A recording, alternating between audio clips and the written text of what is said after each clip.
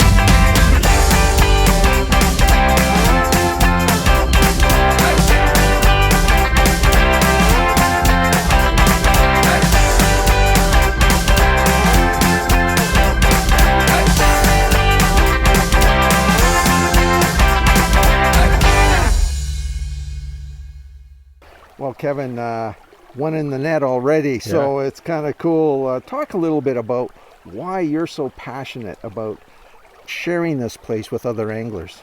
Sure, good question, Michael. I guess there's probably two reasons. The first reason being is that the protection of this creek, you know, all of our riparian programs where we fence off the creek to protect the creek from, from erosion from cattle, and providing a corridor for fishermen to fish, all that money, and the purchase of this property, for example, all that has been made possible by Alberta hunters and anglers. We totaled it up one time, and there's been over $10 million spent since back in the days of the Buck for Wildlife program, and then the ACA from 1997 onwards. So Alberta hunters and anglers have paid for this creek, and so I think they deserve to get out here and enjoy it. And the second reason is, I'd like people to come out, fish this creek, and fall in love with it. And then they can help champion this creek. If there's any environmental threats within the drainage, like, oil field development, gravel pits, that sort of thing, then we have a bunch of folks that love to come out here and fish the stream that will help protect it. There he is! Oh! That was a nice fish. Okay, so at my insistence, I told Kevin, let's change a fly, because I think the stimulator he used to catch that really nice brown, I think he did something to it. So we're gonna go with a drake, brown drake here, and see if we can't scare up a brown. Like I said, I've been stung a couple of times, but nothing to show for it. All right, should work, huh? A drake on the Drake property? The drake on the Drake property. It doesn't get any more real than that, folks. Okay, here we go. So yeah, the guy that jumped was right in the very corner. Like I had 10 yards from that, or 5 yards. It's going to be hard to get at, but... There! Oh! What? So Kevin, I guess really at the end of the day, not only are you advocating to come out to the Raven and experience it, you're going a step further and you're actually showing people how to get here and where to fish. And there's a couple of tools that you have at your disposal, everyone has, if they want to figure out where to come down on the Raven River. Yeah, so the Alberta Conservation Association, the one tool that we have, it's on our website under the Hunt, Fish and Explore section, and it's called the Angling Opportunities on the Raven River.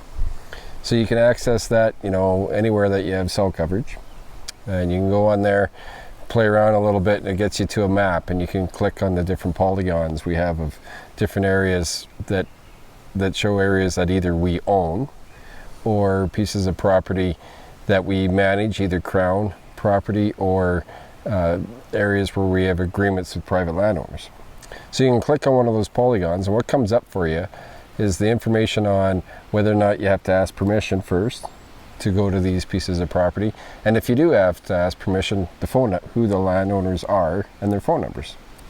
And considering that these landowners are compensated by us for the land that they lose from agriculture purposes, they enter into a lease agreement with us, and it's one of their obligations is to allow folks to fish. So some like to know who's going down there, which is very reasonable, but they will allow you access to go fishing.